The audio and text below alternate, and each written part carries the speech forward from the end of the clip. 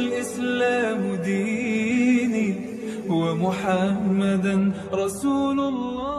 Bapak Ibu sekalian, rahmat itu di Quran dan juga dalam hadis setidaknya punya 3 makna utama. Ada 3 makna. 1. Solusi dari berbagai macam persoalan hidup. Saya ulang, solusi dari berbagai macam persoalan hidup. Itu diantaranya ditemukan di Quran surah kedua Al-Baqarah di ayat 157. Nah, munculnya ayat 157 ini ada keterkaitan dengan 155 dan 156. Persoalannya di 155, sabarnya 156, solusinya 157. 155, walanabluwannakum bisyai'im minal khauf wal ju' wa naqsim minal amwal wal anfus wath thamarat wa basyiris sabirin. Sabarnya 156, alladzina idza asabathum musibah qalu inna lillahi wa inna ilaihi raji'un. Ayat 157-nya, ulaika alaihim salawatum mir rabbihim wa rahmah wa ulaika humul muhtadun. Itu ya. Baik. Rahmat yang pertama, solusi dari berbagai macam persoalan kehidupan. Baik kegelisahan. Jangan dikira yang hadir di sini tenang semua. Ini walaupun wajahnya kelihatan senyum-senyum, hatinya ada yang gundah. Ada yang baru ditolak saat mau lamaran, mungkin kan? Lamar kerja maksudnya. Ya? Ada yang mungkin sedang kesulitan di rumah tangga, pengen dapat ketenangan, khauf. Gak bisa dihindari. Tadi aja kan udah lihat-lihat jam, nih Ustaz datang enggak gitu kan? Padahal saya secepat mungkin bisa ke sini tuh. Ya nggak singgah di rumah. Cuman ke kantor ganti pakaian langsung ke sini. Hampir nggak tidur saya semalam itu. Alhamdulillah. Ya, tapi kan yang khawatir Anda. Walju' kan ada yang lapar. Awal-awal dari subuh ke sini sarapan aja belum kan? Lihat-lihat yang jualan nggak depan kan? Itu nggak apa-apa. Wa naqsim minal amwal. Ada yang mungkin baru kena musibah di kantor. Proyek misalnya, ada yang nggak lulus. Ada utang belum dilunasi, cicilan masih nyari solusi. Ada yang demikian. Wal anfus, ada yang sakit, mungkin kerabatnya datang supaya cari wasilah. Allah kabulkan doanya. Ada yang ngejar ustadz supaya minta didoakan. Ada. Wat thamarat, itu kalau buka mushaf diartikan buah-buahan. Itu sebetulnya bahasa kiasan. Cara bacanya, memahaminya dengan balaghah. Kalau baca terjemah nanti kurang nyambung. Kalau buah-buahan berarti yang diuji cuma tukang buah. Tukang sayur tidak. Ya. Itu cara bacanya pakai ilmu balaghah, pakai majaz. Maksudnya apa? Kalau buah itu kan didapatkan, dipanen saat mulai pertama kali merawat benih kan? Nanam, dijaga dari hama. Tiba-tiba besoknya mau dipanen, malam-malam diambil orang. Antum yang ikut tender, kualifikasi antum yang jelas. Tapi pengumuman orang lain yang ngambil. Itu maksudnya. Ada orang-orang yang kehilangan sesuatu setelah dia berusaha keras mendapatinya. Harusnya dia, kok yang dapat orang. Saya mau tanya pada Anda. Biasanya kalau situasi begitu pelariannya kemana? Tuh. Ya, dan cari yang paling kuat kan doa itu kan yang bisa memberi solusi kan. Doa itu kan minta. Nggak mungkin minta pada yang diduga nggak bisa ngasih. Dan puncak pemberian itu pada Sang Maha Pemberi, yaitu Allah, Wahhab, pemberi tanpa batas. Nah, Allah memberikan tempat-tempat spesial yang kalau minta hati lebih khusyuk. Beda antara minta di kendaraan di rumah dengan di tempat ini. Tempatnya lebih tenang, saat masuk saja suaranya sudah lain, aura sudah beda. Apa nama tempatnya? Masjid. Makanya Bapak Ibu masuk masjid ini rasanya sudah lain. Dengan rumah sendiri tenang mana dengan masuk masjid? Masjid. Masuk rumah semewah-mewahnya, tenangnya nggak sama dengan masuk masjid. Begitu dibuka tenang gitu. Masya Allah. Baru masuk kalau punya masalah kadang-kadang sudah terasa dalam. Nangis kan sholat 2 rakaat. Nyender ke tembok, tidur aja. Ya, tenang. Itu. Dulu di Jepang dulu begitu, ada cerita, kawan saya sedang cerita itu, kan tingkat bunuh dirinya tinggi karena stresnya tinggi. Ternyata kaya itu tidak menjamin bahagia. Maju tidak menjamin bahagia. Kan negara maju. Tapi indeks kebahagiaannya belum tentu didapatkan maksimal. Bunuh dirinya banyak, Pak.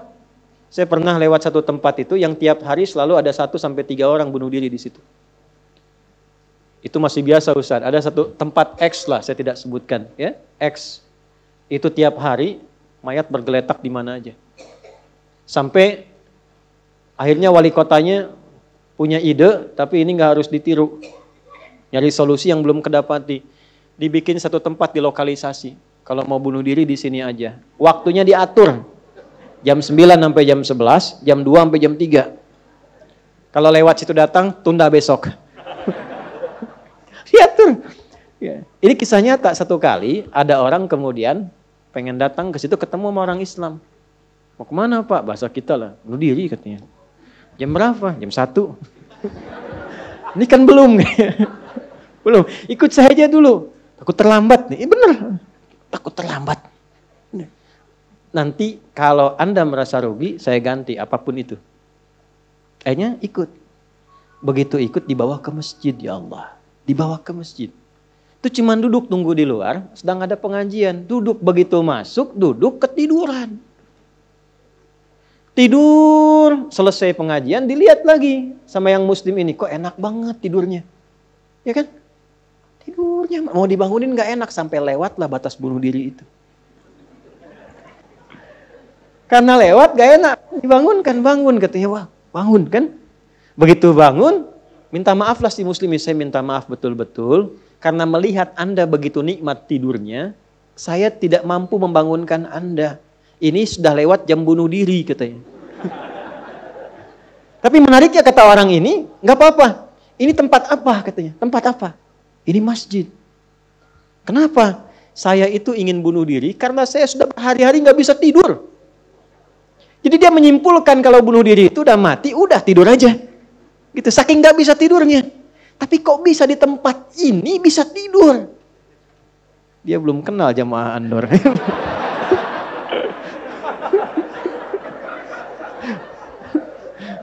Tidur.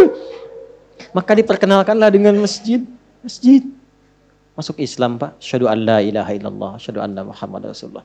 Itu cuman numpang istirahat samping masjid. Masuk Islam. Asbabnya tidur. Tuh.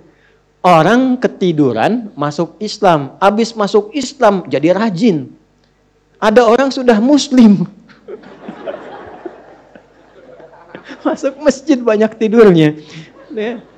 Ayo bangun, bangun. Ya. Baik, itu satu. Jadi ternyata kenapa yang pertama rahmat? Karena Allah tuh maha tahu. Gak ada di antara hidup kita yang gak punya masalah. Pasti punya persoalan. Kalau sedang ditimpa persoalan, diuji, sabar dulu. Kata Allah, terima dulu. Karena hakikat dari ujian itu untuk meningkatkan kualitas hidup. Dan gak mungkin diuji kalau gak mampu. Gak mungkin. Kaidahnya kan jelas. La yukallifullahu nafsan illa. Jadi kalau ada ibu sedang diuji masalah sekarang begitu berat, memang yang mampu cuma ibu, Bu. Saya nggak mampu. Karena saya nggak mampu, saya nggak diuji. Maka berbahagialah ketika Allah lebih memilih ibu dibandingkan dengan saya. Sabar dulu. Dan hikmahnya apa? Ada nanti sesuatu yang besar di depan, yang butuh kesabaran lebih. Kalau yang sekarang nggak lulus, ke depan itu sulit untuk dihadapi. Karena itulah ditingkatkan kualitas terima dulu, tapi kan nggak usah lama-lama. Ya kan? Allah maha tahu itu. Jangan lama-lama. Terima dulu. Datanglah kemudian mohon solusi. Kemana datangnya? Masjid. Maka dari itulah ketika masuk. Anda mengatakan. Allahumma ftah li abwaba rahmatik. Di antara itu minta solusi. Makanya ketika masuk merendah. Sholat 2 rakaat. Begitu sholat. Mintalah sesuai kebutuhan Anda yang dirasakan pada saat itu. Itu fikihnya. Nah kalau nggak tahu fikihnya, nanti itu nggak kepake, sayang, peluang hilang. Padahal mungkin itu cara Allah untuk bisa mengabulkan apa yang kita mohon. Jelas? 1. 2, itu ampunan dari dosa yang sudah berlebih. Namanya israf. Quran surah ke-39 Az-Zumar di ayat ke-53. Qul ya ibadiyalladzina asrafu ala anfusihim la taqnatu mir rahmatillah. Innallaha yaghfirudz dzunuba jami'a. Duhai hambaku, tuh masih disebut hamba. Siapa di antara kita di sini yang merasa tidak punya dosa? Boleh angkat tangan. Boleh, silakan. Saya selesai pulang. Pasti setiap kita merasa itu. Dan tidak sedikit orang-orang yang ingin taubat itu mencari tempat. Nah, tidak ada tempat yang paling ideal kecuali ke masjid. Kalaupun nggak ada orang, nggak apa-apa. Datang, masuk. Masuk, Pak. Mungkin yang menghambat rezeki itu dosa. Yang menghambat perbuatan belum bisa jadi baik, dosa. Ya, mohon maaf, dengan berbagai jenisnya. Dengan berbagai jenisnya. Maka yang terbaik apa? Datang ke masjid. Datang ke masjid. Ya. Ini kisah nyata di masa lalu. Makanya sering baca tuh yang baik-baik lah, kisah salafus saleh, orang-orang saleh di masa lalu. Ada seorang hamba rajin salatnya. Ini sahih riwayatnya, sahih. Rajin salat.